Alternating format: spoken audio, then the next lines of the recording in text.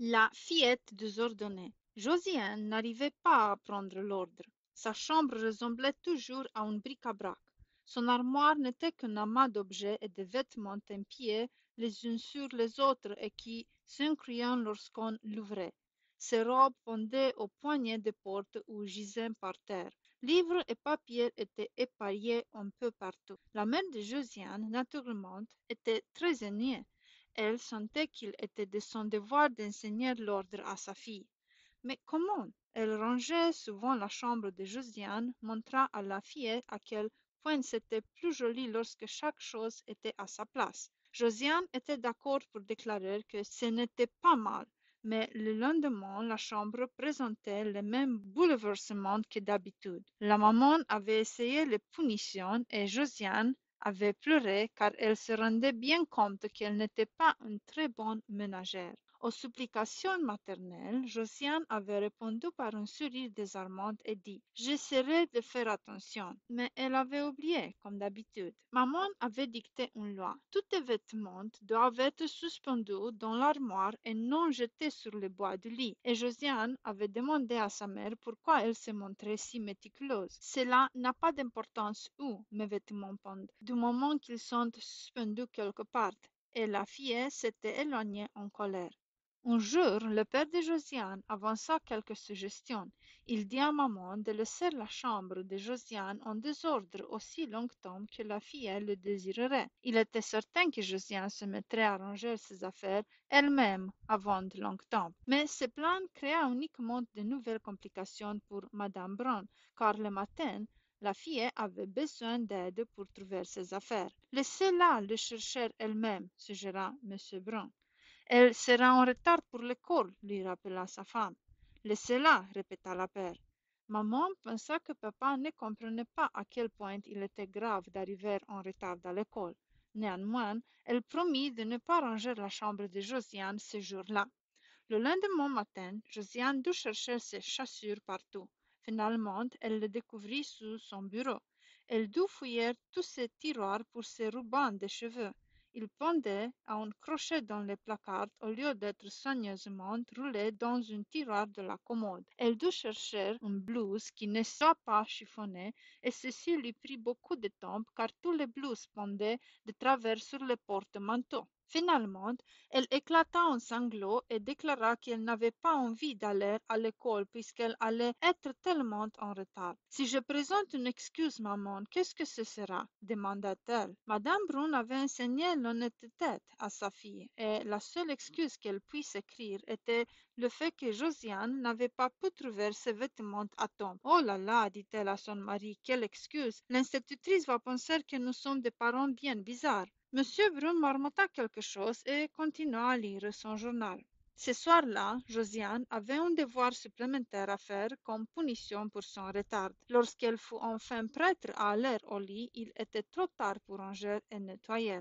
Est-ce que d'autres parents ont ce problème? Demanda M. Brun à sa femme lorsque leur fille fut enfin endormie. J'en suis certain, répondait Madame Brun, si seulement je pouvais en trouver la solution. Et ce même soir, elle eut une idée, mais elle n'en parla à personne. Toute la journée du lendemain, elle travailla d'arrache-pied. Elle nettoya toute la maison, y compris la chambre de Josiane. Elle plaça tout sur des porte-manteaux ou dans des tiroirs. Josiane ne remarqua rien d'inhabituel ce soir-là, mais elle fut contente de trouver sa chambre si nette. Mais le lendemain matin, lorsqu'elle commença à s'habiller, elle ne trouva pas ses chaussures brunes. Maman, où as-tu mis mes chaussures? À leur place, dans le sac. Mais où est le sac? Quelque part. Mais maman, sa place est sur la porte. Oui, bien sûr, et il est sur une porte, mais je ne sais pas laquelle. De toute façon, cela n'a pas d'importance où il pond du moment qu'il pond quelque part, n'est-ce pas? Tu veux dire que je dois regarder derrière tous les portes de la maison? Oh non, pas tous les portes. Et c'est la porte arrière. Josiane y courut, mais le sac à chaussures n'y était pas. Elle se précipita dans sa chambre. Oh maman, qu'est-ce que je vais faire? Continue à chercher, chérie, dit celle-ci calmement. Josiane courut à la porte du bureau et là, elle trouva le sac à chaussures et ses souliers bruns. Je t'en prie, laisse le sac à chaussures dans ma chambre, maman, demanda Josiane. Ce changement me fait perdre du temps. J'essaierai de m'en souvenir, chérie. La fille eut l'impression qu'un faible sourire flottait sur le visage de sa mère. Puis Josiane chercha des sockets propres. Elle fouilla tout le petit tiroir où sa mère les rangeait habituellement, mais pas de sockets en vous. Maman, où as-tu mis mes sockets? Quoi? Demanda Madame Brun d'un air étonné. Mes sockets, maman, je suis en retard. Josiane commençait à être sérieusement inquiète.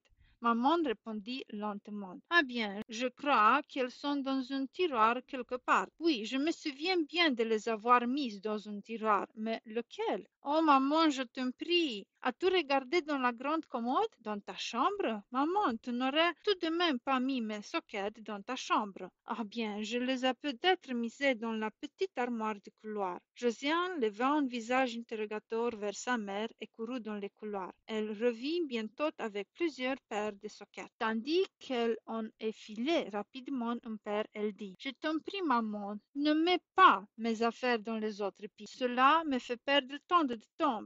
Madame Brun s'excusa. Je crois que je perds un peu la mémoire, mais au moins je rangeais tes affaires. Et où as-tu mis ma jupe bleue? Ah, quelque part. Maman avait l'air toute joyeuse cette fois. S'il te plaît, maman, ne joue pas avec moi. Je vais être terriblement en retard. Je suis sûre d'avoir mis sur un cintre. Il n'y en avait pas dans ta chambre aussi. Je l'ai probablement mise dans mon armoire. Je n'avais pas de cintre, mais j'en ai des tas. J'ai trouvé ta jupe sur une chaise et naturellement, je pensais, Josiane était au bord de larmes. Est-ce que ma blouse blanche est repassée? Oui, j'ai tout repassé mardi dernier, mais elle est chiffonnée, comment puis-je la mettre? Mettons une autre. Josiane était égarée. Mais mes autres blouses sont à laver ou je les ai déjà misées. Où sont-elles? Oh, elles doivent être dans ce tas de vêtements que j'ai trouvé au fond du placard. Il me semble que tu vas être obligé de mettre la chiffonnée. Josiane pleura doucement. Tout le monde va voir qu'elle est chiffonnée. Je suis désolée, chérie, mais je l'ai repassée très soigneusement. Et personne n'a fouillé dans ton placard depuis que je l'y ai suspendu. Ne me gronde pas, maman. Je sais que c'est de ma faute. Je serrai les habits les uns contre les autres. Pourtant, tu m'as toujours dit de laisser de la place entre les cintres. Enfin, je vais mettre un cardigan par-dessous. Maintenant, où est-il? Josiane commença à tirer le tiroir et à écarter le cintre, puis maman lui tendit tranquillement son cardigan qu'elle avait ramassé sur une table. Comment est-il arrivé là, maman? J'étais si fatiguée hier soir que j'ai dû le laisser tomber. Quelle allure je vais avoir aujourd'hui? Maintenant, il me faut mon sac. Lequel, chérie? Tu ne te souviens pas? Le blanc. Je l'avais hier soir dans la cuisine. Madame Brun se dirigea vers la cuisine. Alors, il doit encore y être. L'as-tu vu, maman? Madame Brun sourit. Oui, je l'ai vu sur la table. Regarde dans le tiroir à couvert, au-dessus du frigidaire, dans le tiroir de la cuisinière. Il n'y est pas. Oh là là, laissez-moi réfléchir.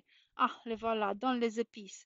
N'est-ce pas amusant? Un sac à main dans les épices. Mais Josiane ne rit pas. S'il te plaît, ne range pas ma chambre aujourd'hui, maman. Je le ferai en rentrant. Eh bien, au revoir, Josiane. Et ne t'inquiète pas de ta blouse chiffonnée. Tu es très bien. Josiane embrassa sa mère et partit en courant. Lorsqu'elle rentra, elle alla tout de suite à sa chambre et s'y informa. Madame Brun entendit bientôt qu'elle changeait les meubles de place, fermait des tiroirs, faisait glisser le lit, mais elle ne l'interrompit pas.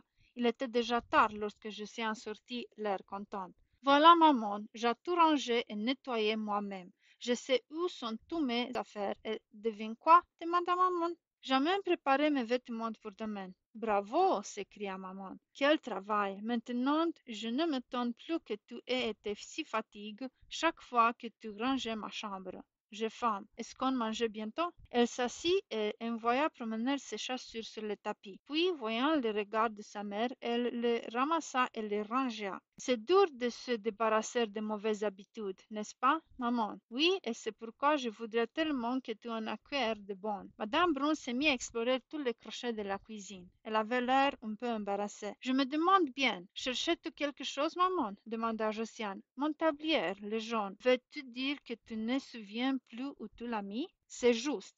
J'ai probablement besoin de ton aide. Josiane s'est mis à rire. Veux-tu que j'aille voir dans ma chambre? Pensais que j'aurais pu le laisser là? Ah bien. Les yeux de Josiane brillaient de malice. Elle courut à sa chambre, en revint avec un tablier jaune. Quelqu'un l'a laissé là, et Madame Brun éclata de rire en disant: Je me demande bien qui.